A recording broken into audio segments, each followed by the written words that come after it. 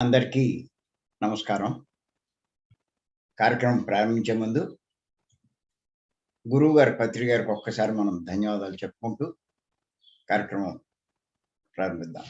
మనమంతా కూడా అద్భుతమైన జ్ఞాన మార్గంలోకి వచ్చాం.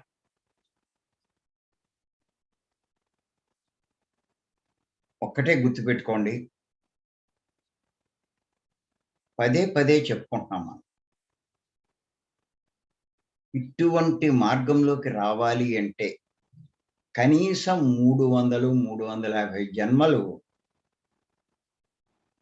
తీసుకోవాల్సింది. తీసుకుంటేనే రాగలుగుతాం. దాన్ని బట్టి మీరు అర్థం చేసుకోండి. మనం ఎంత గొప్ప స్థితిలో ఉన్నామో, ఎంత గొప్ప మార్గంలోకొచ్చామో. ఈ స్థాయిలోకి వచ్చినోళ్ళు యొక్క భవిష్యత్తేంటంటే, కొంచెం శ్రద్ధ పెడితే తా చాలా తక్కువ జన్మల్లో వారి జీవిత లక్ష్యాన్ని వాళ్ళు సాధిస్తారు. పెద్ద అక్కర్ల. కొంచెం శ్రద్ధ కావాలి.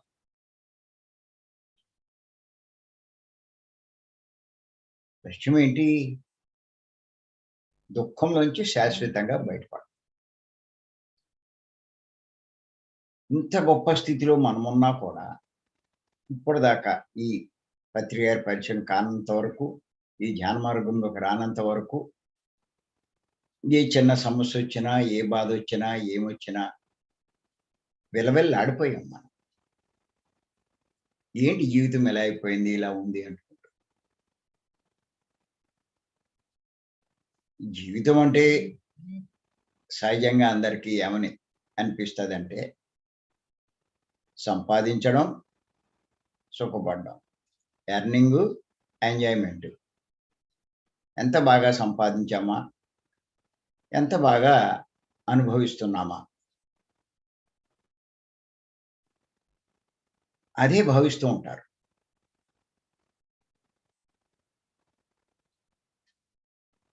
ఆ రకంగానే జీవించే ప్రయత్నం చేస్తారు. కానీ విచిత్రం ఏంటంటే, ఎంత వీళ్ళ ప్రయత్నాలు వీళ్ళు చేస్తున్నా కూడా, వీళ్ళు అనుకున్నట్టుగా వాళ్ళ జీవితం ఉండదు. ఏం అర్థం కాదు. ఇలా అయిపోయిందేంటి అనుకుంటారు. ఇంకా ఏం చేస్తారు? సమస్యలు, కష్టాలు వచ్చినప్పుడు. వాళ్ళ దగ్గరికి, వీళ్ళ దగ్గరికి, గురువు, ఆ గురువు. ఇంకిదే పని. ఎన్ని చేసినా ఏమీ మార్గం కనిపించదు. ఇలా అందరికీ వస్తూ ఉంటాయి. అన్ని జన్మల్లో ఉన్న వాళ్ళకి వస్తూ ఉంటాయి కష్టాలు. ప్రారంభ జన్మల్లో ఉన్నోళ్ళకొస్తాయి, మధ్యస్థ జన్మల్లో ఉన్నోళ్ళకొస్తాయి, చివరి జన్మలో ఉన్నోళ్ళకి కూడా వస్తూ ఉంటాయి. నిజంగా ఇప్పుడు మనం 300, 350 జన్మలు పైనే ఉంటాయి మనకి అని చెప్పి నేను చెప్పాను. మరి ఇప్పుడు మనం తెలుసుకుంటున్నవి, ఇప్పుడు మనం నేర్చుకుంటున్నవి, ఇంతకుముందు మనం చెయ్యలేదా అంటే చేసే ఉన్నాం. కానీ జన్మ తీసుకున్నాక మరి చుట్టూ ఉండేటువంటి పరిసరాలు, సమాజం, ఆ సంసారం, కుటుంబం వీట్లన్నిటి యొక్క ప్రభావం అంతే కాదు మాయా ప్రపంచం. ఈ ప్రపంచంలో ఉండడం వల్ల ఎన్ని చూస్తూ ఎన్ని ఉండేవనుకుంటాం. నిజంగా ఏది ఉండదు. ఈ ఉండని వాటిని ఉండేది అనుకోవడమే మాయలో ఉండడం అంటే. ఎవడు మాయ నుంచి బయటపడినవాడు అంటే, ఉండనిది ఉండని దానిగా, ఉండేదే ఉండేదానిగా తెలుసుకోగలుగుతాడో, జీవించగలుగుతాడో వాడు మాయలోంచి బయటపడినట్టు. ఇది అర్థమవుతే ఎవరైనా ఏం చేస్తారంటే, ఈ ఉండని వాటికి ప్రాముఖ్యం ఇవ్వరు. అంతే. అంతకన్నా ఏం కాదు. ఇంట్లో ఉండడు, ఏమీ చెయ్యడు ఇయన్నీ కాదు. అన్నీ చేస్తాడు. కానీ వీటికి ప్రాముఖ్యం ఇవ్వరు. ఏయి ఉండవు అంటే ఏదైతే కనిపిస్తుందో అదంతా ఉండదు. అంతా మాయే. పత్రి గారు కూడా ఎన్నో సార్లు చెప్పారు. మనం రాత్రి పడుకున్నప్పుడు కలగంటాం. కల ఎంతో ఇప్పుడు మన నిజ జీవితంలో ఇప్పుడు జరుగుతున్నది కూడా కలే. ఒక నాటకం అంటారాయన. ఇప్పుడు మన జీవితం అంతా ఒక నాటకం లాంటిది అని చెప్తూ చాలా సార్లు చెప్పారు షేక్స్‌పియర్ దాంట్లోంచి. All the world is a stage. We are all mere actors. Destruct and fume. Do our part and then depart. ఏదో వస్తాం, మన పని చూసుకుంటాం, పోతాం. ఏం ఉండం, ఎవరు ఉండరు. ఇది మర్చిపోకూడదు ప్రతి ఒక్కరు.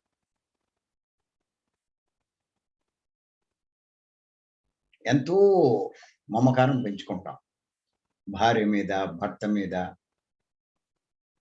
కుటుంబం మీద, పిల్లల మీద. అన్నిటితోటి ఉండండి. అన్నీ అనుభవించండి. కానీ ఒకటి మటుకు గుర్తుపెట్టుకోండి. నేను ఒక నాటకంలో ఉన్నాను. ఒక సినిమాలో యాక్ట్ చేస్తున్నాను. నా పాత్ర నేను పోషిస్తున్నాను. నా చుట్టూ ఉన్న పాత్రలు నాకు భార్య కింద ఏస్తుంది. ఆవిడే యాక్ట్ చేస్తుంది ఆవిడ. ఆ పిల్లలుగా యాక్ట్ చేస్తున్నాడు. వాళ్ళు యాక్షనే. నిజంగా వాళ్ళు పిల్లలు కాదు. ఈవిడ భార్య కాదు, వాడు భర్త కాదు. ఆ సినిమా అయిపోతే మళ్ళా ఎవరి దారిన ఆళ్ళు వెళ్ళిపోతారు. అలాగే అది చిన్న సినిమా. ఇది కొంచెం పెద్ద సినిమా.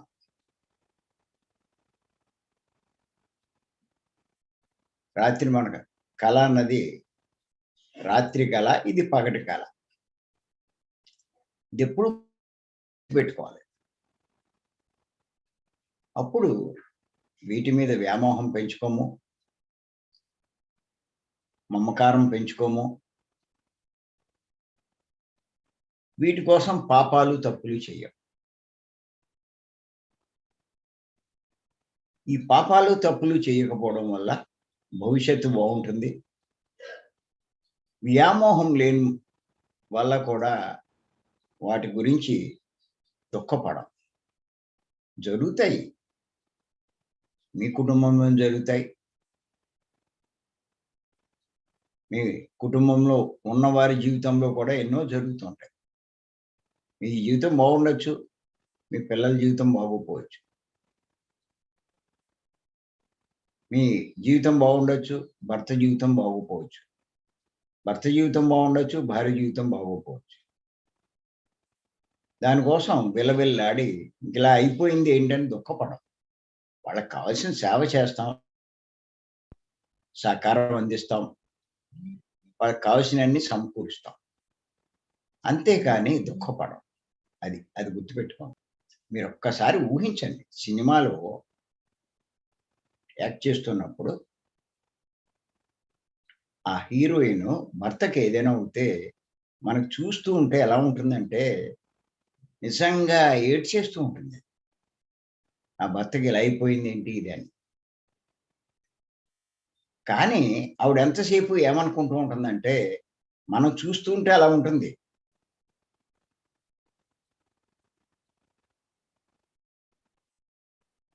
నేను బాగా యాక్ట్ చేశానా లేదా అన్న భావనలో ఉంటుంది అంతే తప్ప అది నిజమైన ఏడుపు కాదు. అందుకే మీరు చూడండి. ఒకసారి కావాలంటే మీరు షూటింగ్‌లోకెళ్ళి చూడండి. మీకు అర్థమవుతుంది. ఒక సీను తీయాలి అంటే మనం 2 నిమిషాలు, 5 నిమిషాల్లో చూసే సీన్‌ని వాళ్ళు ఒక పూట చిత్రీకరిస్తారు. ఎందుకు చిత్రీకరిస్తారు అంటే వాళ్ళు నటించాలి. నిజంగా అక్కడ ఏడుపు రాదు, కళ్ళెంబట నీళ్ళు రావు. ఆవిడకి తెలుసు. ఆడు నా మొగుడు కాదు అని. ఆడి పెళ్ళాం కాదు నేను అనే సంగతి కూడా ఆవిడకి తెలుసు. ఆడికేదో అయ్యింది. ఎలా ఏడుస్తుంది? ఏడుపు ఎలా వస్తుంది? నిజంగా అవుతే ఏడుపు వస్తుంది. అంచేత ఆవిడ ఏడుపు రాదు. చేత వీళ్ళేంటంటే, అమ్మ బాగోలేదు, న్యాచురల్‌గా లేదు. మళ్ళా రిపీట్ చేద్దామంటారు. అలా మళ్ళా రిపీట్ చేస్తారు. చూసే వాళ్ళకి అది న్యాచురల్‌గా ఉన్నంత వరకు ఆ డైరెక్టర్లు ఇంకా పక్కన ఉన్నవాళ్ళంతా చూసి, ఆ! ఓకే అంటారు అప్పుడు షాట్. అంటే అక్కడేంటి నిజంగా జరిగేట్టుగా యాక్ట్ చేసిందావిడ. అంతే తప్ప ఆవిడకి తెలుసు అది నిజమేమి కాదు అని. ఆ సీన్ అయిపోతే ఇంత కష్టాల్లో జబ్బు మీద ఉన్నట్టు, మంచం మీద ఉన్నట్టు పడుకున్నవాడు కూడా లేచొచ్చి హాయిగా బిర్యానీ తింటాడక్కడ పక్కన. మందు గూడా కొడుతూ ఉంటాడు. మళ్ళా సీను మరి నిజమా అంటే నిజం కాదు. ఇది అంతే. ఏది నిజం కాదు. కానీ మనం ఇది నిజమనే భావనలో ఉండడం వల్ల దుఃఖంలో ఉంటున్నాం. మనము సినిమాలో వాళ్ళు నటించినట్టుగా మనం నటిస్తున్నాము అన్న భావంలో మనముంటే మీరు దుఃఖంలోంచి బాగా రిలీఫ్ అవుతారండి. ఏదో జరుగుతది. ఏది శాశ్వతం కాదు. అందుకే శంకరాచార్యులు వారు ఏమంటారంటే, ముందు నువ్వెవరో తెలుసుకో. నీ వాళ్ళెవరో తెలుసుకో.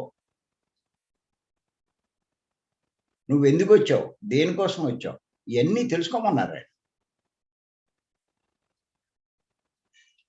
అప్పుడు దుఃఖముండదు. మమకారం ఉండదు.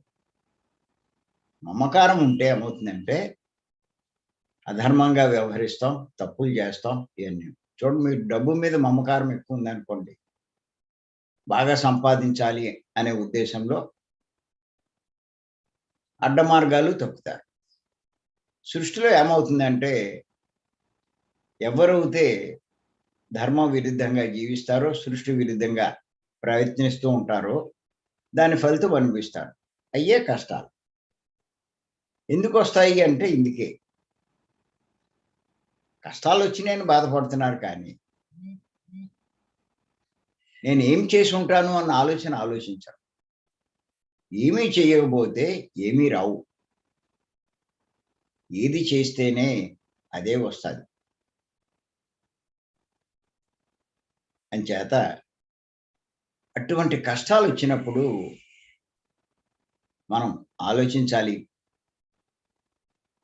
ఏయో చేసుంటాను ఇలాంటి పనులే అని వాటిని చెయ్యకుండా ఉండడానికి ప్రయత్నించాలి. అదే ఆధ్యాత్మిక ఎదుగుదలండి. ఆత్మ ఎదుగుదలంటే అదే. మీ తప్పులు మీరు సరిజేసుకోవడం. దేని ద్వారా?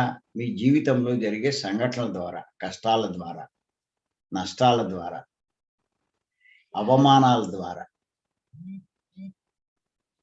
అప్పుడు మీరు కొంత ఎదిగినట్లు లెక్క. ఆధ్యాత్మికంగా. ఆత్మైన మీరు కొంచెం ఎదిగినట్లు లెక్కలోకొస్తుంది. అందుకే పత్రి అంటారు. కష్టాలు కానీ, నష్టాలు కానీ, అవమానాలు కానీ, ఇవన్నీ మన ఆధ్యాత్మిక ఎదుగుదలకు సోపానాలంటారు. ఏది పెద్ద దానికి బాధపడవలసిన పనేమి లేదు. ఈ అవగాహన లేనివాడు బాధపడతాడు, దుఃఖపడతాడు. అందుకే పత్రి గారు చెప్తూ ఉంటారు. ఈ పుట్టడమేంటి? చనిపోవడమేంటి? ఇయన్నీ అవగాహన ఉంటే దుఃఖం ఎందుకొస్తది?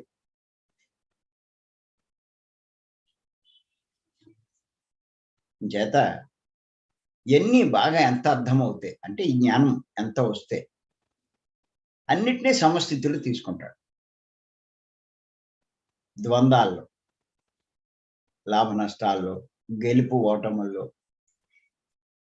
మాన అవమానాల్లో ఎన్ని ఉంటాయి జీవితంలో.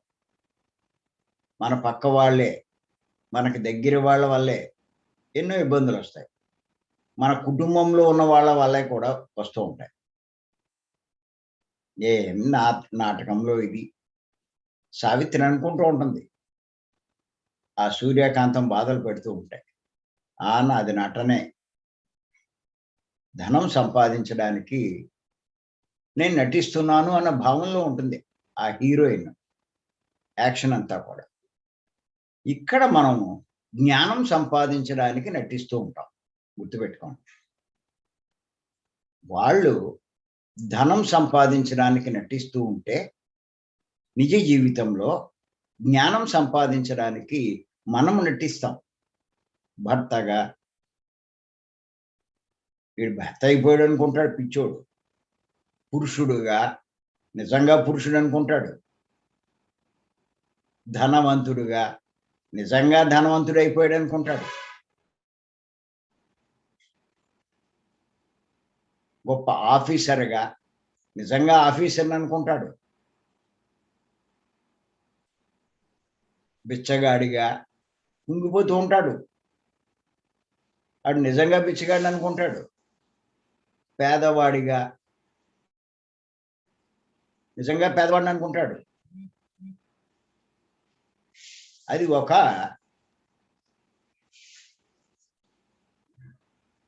పాత్ర అని భావించడు. అంచేత గుర్తుపెట్టుకోండి, మనమందరికీ కూడా పాత్రలే. ఒక్కొక్క రకమైన పాత్ర మనం పోషిస్తున్నాం ఈ జీవితం అనే నాటకంలో. ఇది పెట్టుకోవాలి ప్రతి ఒక్కళ్ళు. బాగా పోషించండి. భార్య భార్యలాగే పోషించాలి. భర్త భర్తలాగే పోషించాలి. తండ్రి తండ్రిలాగా, కూతురు కూతురులాగా. కానీ ఇది పాత్ర మాత్రమే. ఇది నాటకం. మరి సినిమాలో యాక్ట్ చేసేవాళ్ళు ఊరికే చేయరా పని. ధనం కోసం చేస్తారు. వాళ్ళు ఎంత బాగా చేస్తే మరి నెక్స్ట్ ఆఫర్లు అంత బాగా వస్తాయి. సరిగ్గా చేయకపోతే ఆఫర్లు రావు. ఇంచేత లీనమైపోతారు వాళ్ళు. మన కళ్ళమంటి నీళ్ళు వస్తాయి. వాళ్ళకేం రావు, ఊరికే వచ్చినట్టుగా ఉంటాయి. సీన్ అయిపోగానే పక్కన కూర్చుని మళ్ళా థమ్సప్లు ఇవన్నీ తాగుతూ ఉంటారు. చూసేవాళ్ళకి మనకే ఆశ్చర్యం వేస్తుంది. ఆ చుట్టూ బోలెడు మంది జనం ఉంటారు. వాళ్ళంతా చూస్తూ ఉంటారు. ఇక్కడ కూడా మన చుట్టూ బోలెడు మంది మాస్టర్స్ మనకు కనపడరు. కానీ చుట్టూ ఉన్న వాళ్ళ సినిమాలు ఎక్కడ కనపడతారు? ఇక్కడ కూడా ఎంతో మంది చూస్తూ ఉంటారు. మనల్ని అబ్జర్వ్ చేస్తుంటారు మాస్టర్. అదే ఆధ్యాత్మిక పరిభాషలో దేవుళ్ళు, దేవతలు.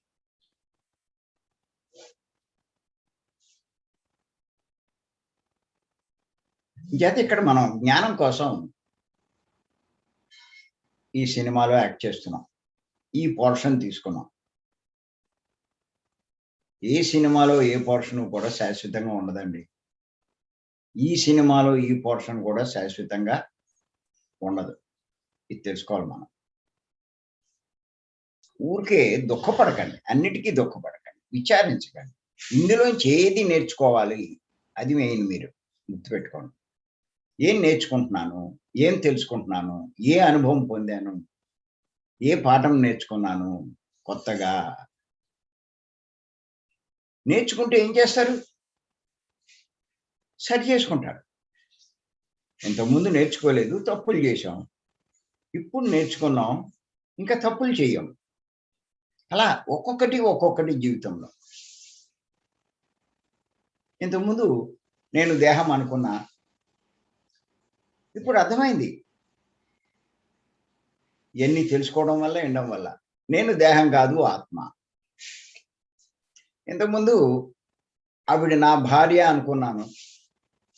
ఇప్పుడు అర్థమైంది. నాలా వచ్చిన ఒక ఆత్మే ఆవిడ కూడా. ఇంతకుముందు నా పిల్లలు అనుకున్నా. ఇప్పుడు అర్థమైంది. వాళ్ళు నాలా భూమి మీదకొచ్చిన ఆత్మలే అని చెప్పి.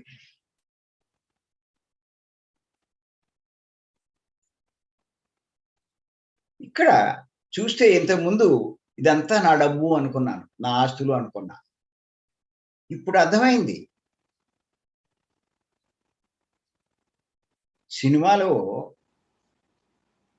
వీళ్ళు యాక్ట్ చేయడానికి చుట్టూ అన్నీ తయారు చేస్తారు. అలా ఇక్కడ మనం యాక్ట్ చేయడానికి భగవంతుడు ఈ పెద్ద నాటక రంగాన్ని సృష్టి చేశాడు. అందులో మనం యాక్ట్ చేస్తున్నాం. ఎన్ని మనయేటి.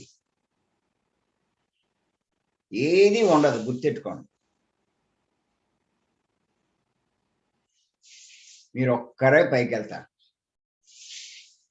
మీది అనుకున్నది, మీ వాళ్ళు అనుకున్నది, మీ వాళ్ళు రారు, మీ అనుకున్నవి రారు.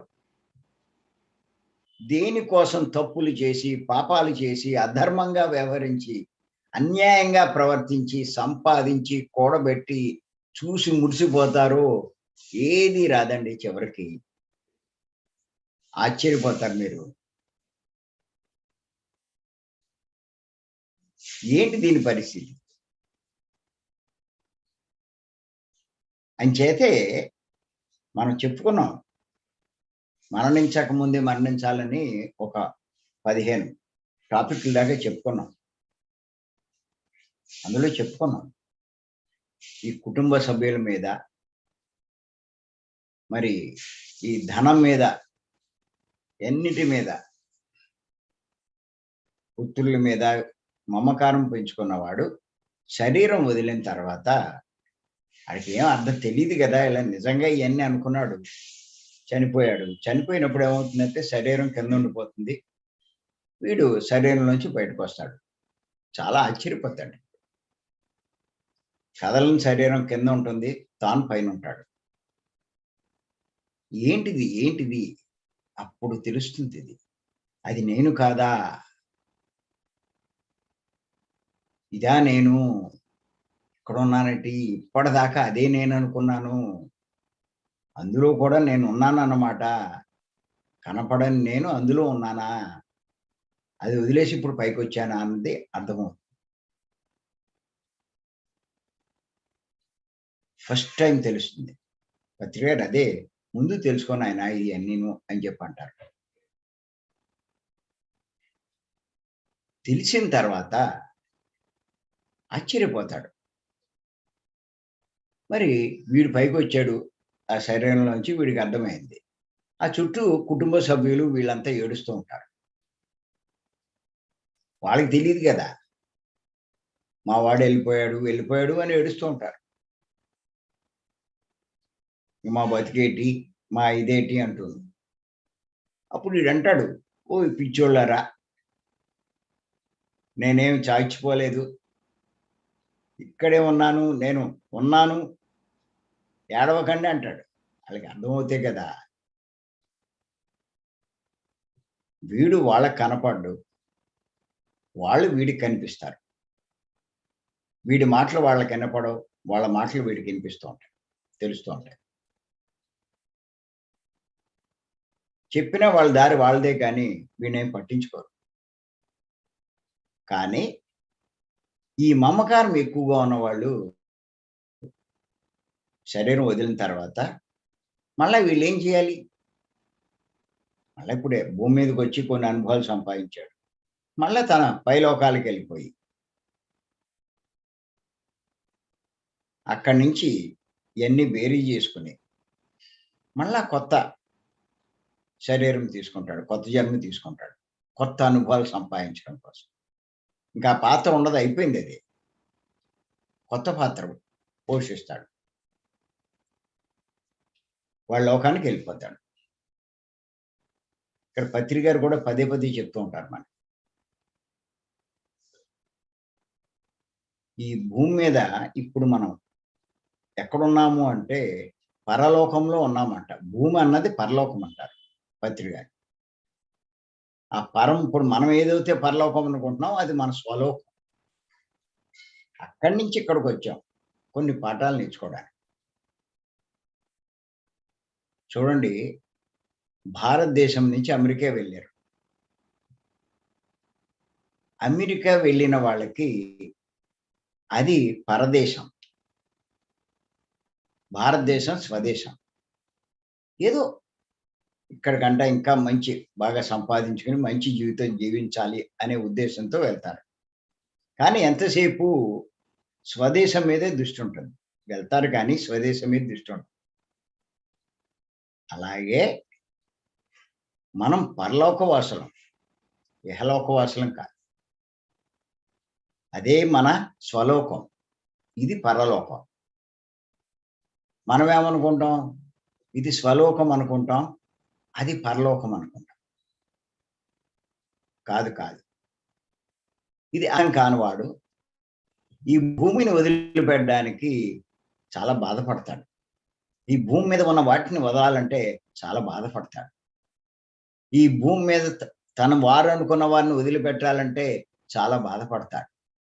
అసలు వాడు వీటి కోసం రాలేదు, వీరి కోసం రాల. వాడంతట వాడు అక్కడ ఒక్కడే నిర్ణయించుకుని కొన్ని అనుభవాల కోసం ఇక్కడికొచ్చాడు. అంతే. కొన్ని పాఠాలు నేర్చుకోవడానికి. అంతేగాని ఇక్కడ వీటితో దాంతో ఏమి సంబంధం లేదు. ఏం తెచ్చుకొచ్చాడాడు? ఎన్ని నాయి అంటాడు. వీడు పుట్టినప్పుడు భార్య ఉందా? పిల్లలు ఉన్నారా? అప్పుడేగా వీడు పుట్టాడు. ఎవరున్నారు అక్కడ? ఏం తెచ్చుకురాలేదే. ఊరికే వచ్చాడంతే.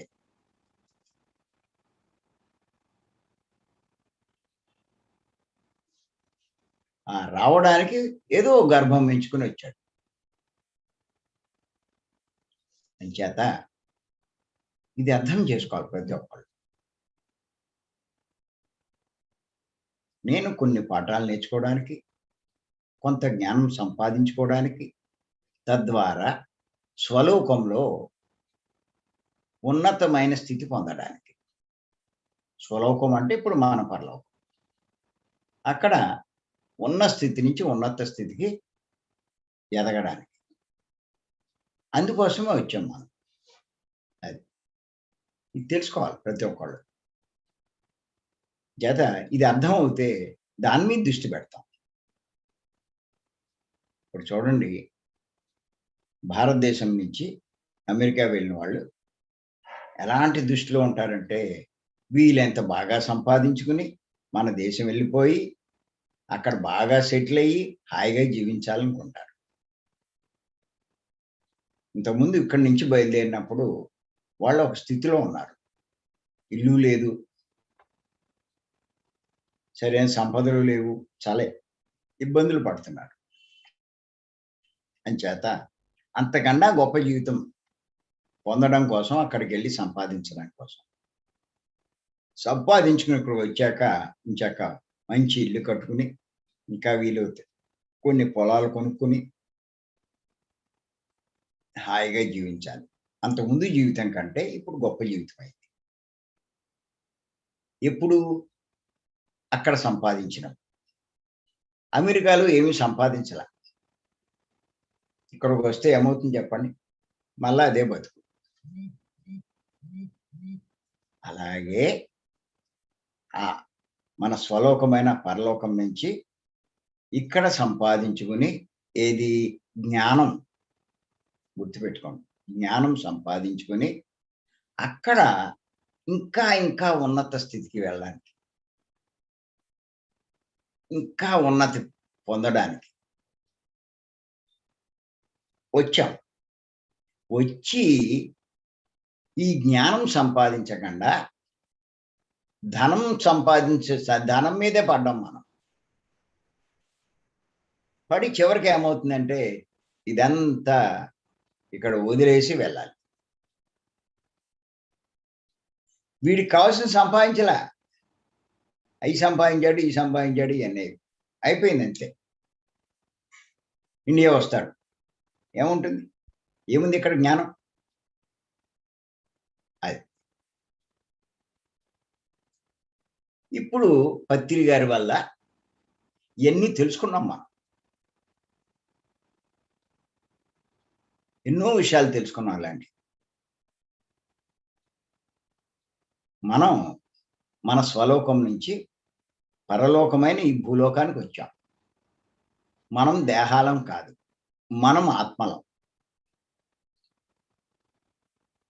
మనం ఆశయం ఏంటంటే వీలైనంత జ్ఞానాన్ని సంపాదించుకుని జ్ఞానధన, లోకధనం కాదు. అందుకే పెద్దలంటారు జ్ఞానధనులు కావాలి, లోకధనులు కాకూడదు. లోకధనాన్ని పెంచుకుని ధనవంతుడు అనుకుంటే కాదు. జ్ఞానధనాన్ని పెంచుకొని జ్ఞానవంతుడు అనుకోవాలి.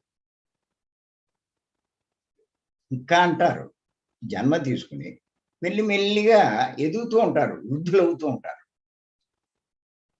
వయసులో అది ఆటోమేటిక్‌గా జరుగుతూ ఉంటుంది. వాళ్ళని వయోవృద్ధులు అంటారు. పెద్దలు ఏం చెప్తారంటే వయోవృద్ధులు కాకూడదు, జ్ఞాన వృద్ధులు కావాలి.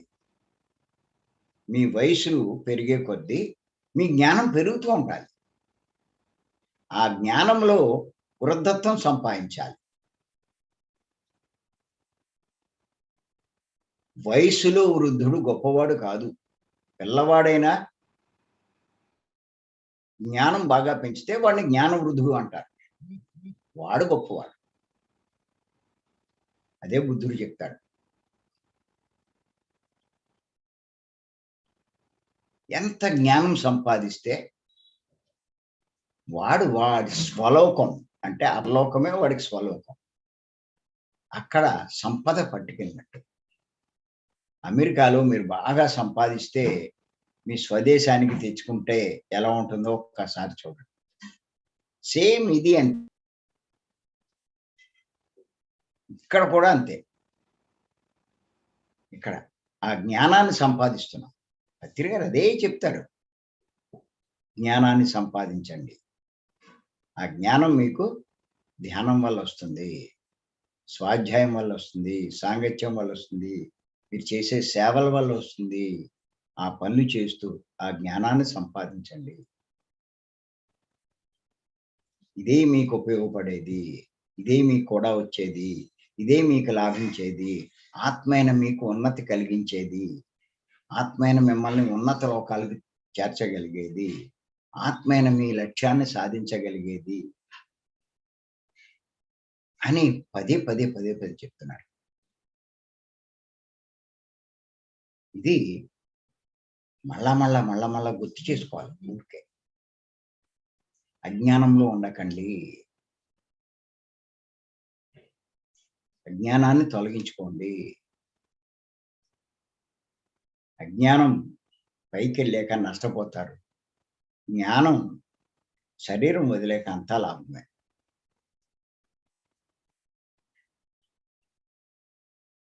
అంచేతే జ్ఞానులు చనిపోతే చక్కగా వెళ్ళిపోతారు పైలోకాలకి. అజ్ఞానులు ఏమవుతుందంటే శరీరం వదిలేక ఈ భూమిని వదలలేరు. మరి వాళ్ళని తీసుకెళ్ళడానికి వచ్చిన సహాయకులు కూడా చెప్పి చెప్పి వెళ్ళిపోతారు 11 రోజులు అయ్యాక. వెళ్ళిపోతే వీళ్ళు ఇక్కడే ఉండిపోతారు. అలా ఉండిపోయిన వాళ్ళే ప్రేతాత్మలు అంటారు. అంచేత మనం ప్రేతాత్మలు కాకూడదు. మనం జ్ఞానాత్మలం. నేను ఖచ్చితంగా చెప్తున్నాను. ఇప్పుడు మన జూమ్ క్లాస్‌లోకి వచ్చిన వాళ్ళు కానీ, 3 రోజుల క్లాస్‌కి వచ్చేవాడు. అంతా గొప్ప జ్ఞానులు. ఆ జ్ఞానమే మనం సంపాదించుకుంటున్నాం. చాలా అదృష్టవంతులు అంతా కూడా.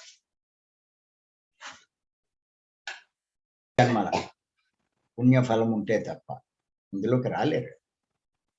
ఇది అర్థం కాదు. దీని మీద ఆసక్తి ఉండదు. కూర్చోలేరు. చూడండి బయట ఎంతోమంది ఉంటారు. రమ్మంటే రాలేరాళ్ళు. ఇక జన్మలెత్తాలి, చాలా జన్మలు తీసుకోవాలి.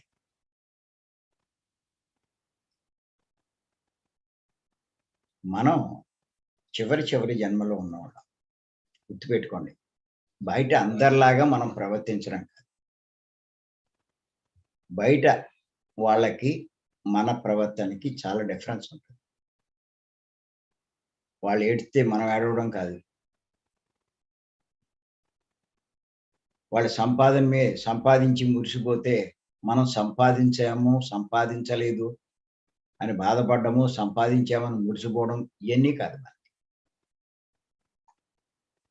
ఆళ్ళు తప్పులు జేస్తారు, పాపాలు జేస్తారు. చెయ్యకపోతే ఎలాగంటారు.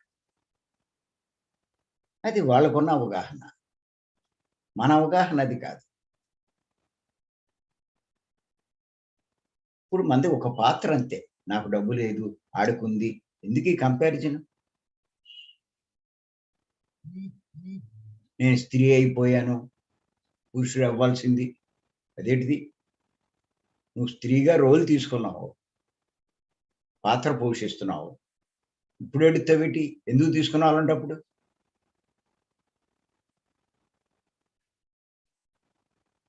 స్త్రీగా అనుభవాలు సంపాదించడానికి ఆ రోల్ తీసుకున్నావు. పోషించు, జీవించు, నేర్చుకో. అదే అంటారు పత్రి గారు.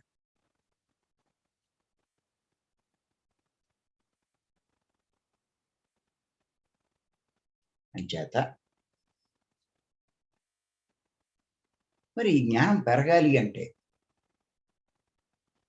నిన్న కూడా చెప్పుకున్నా. అన్నమాచార్యుల వారు ఎక్కడి మానుష జన్మం వెత్తిన ఫలమేమన్నది.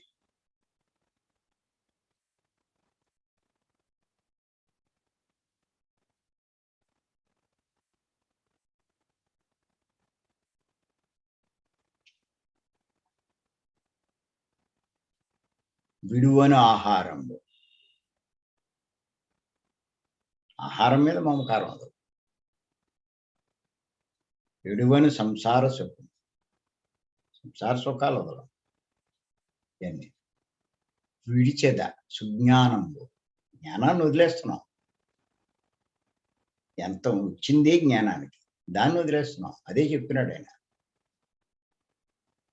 సుజ్ఞానం, సత్యజ్ఞానం, ఆత్మజ్ఞానం. విడిచేత తత్వరహస్యం. తత్వరహస్యం అంటే ఏంటి? ఆత్మ. రహస్యమైన ఆత్మ గురించి తెలుసుకోవట్లేదు. అదే ఇప్పుడు మనం తెలుసుకుంటున్నాం. ఆత్మ గురించి. ఆ జ్ఞానం వదిలేసాం. ఆత్మను వదిలేసాం. విగ్రహాన్ని పట్టుకున్నాం. బొమ్మలను పట్టుకున్నాం. అర్థం చేసుకోవట్లా. మనమే దేవుళ్ళం. మనమే ఆత్మలం. విడిచెద గురువును దైవము. దైవం అంటే ఆత్మ. ఆత్మను వదిలేసాం. మనం ఎన్నో సార్లు చెప్తున్నాను నేను. ఎప్పుడు నేను దేహం కాదు, నేను ఆత్మ అన్నది గుర్తుపెట్టుకోమంటున్నా. పదే.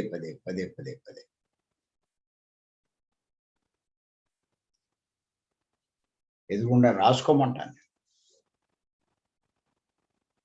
అదే అన్నమాచార్యులు చెప్తున్నాడు.